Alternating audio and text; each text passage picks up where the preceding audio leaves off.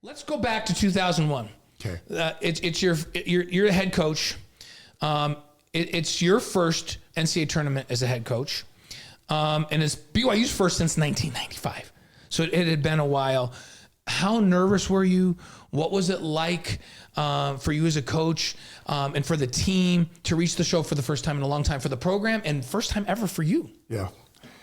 You know, it's interesting. I made several mistakes during that experience, and I'll share with you some of them. But, you know, one of the things that we were so excited, you know, Coach Rose and our staff, Nate Call and Jetty, you know, everybody that was involved in it. And I can still remember the night before the tournament game, we had access to the arena for an hour and a half. I did one of the dumbest things you could ever do. I was so pumped inside. So was the staff. You know, none of us had ever been through this thing. And we start going through our stuff. It turns into 5-on-5, get after it, get down. You know, the worst thing you could ever do. But we were so excited just about being there and thought, let's coach these boys up. You know, it was just stupidity. But I look back, and I'm not sure that Cincinnati would have still prevailed in whatever the circumstances were.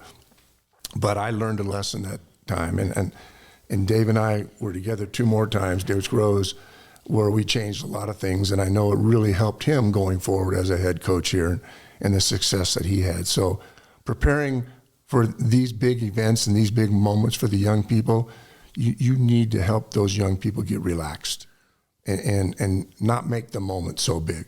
And we learned that. Despite the fact that we played UConn and Syracuse in games that came right down to the last 30 seconds and losses, I felt like we were way more prepared, and I felt better about what we did. It was disappointing, but I think we had a great showing in both of those games as a result of the things and experiences we learned from the first time. Thank you for watching The Wise Guys. If you like what you're watching, you can help us out by subscribing and hitting that notification button.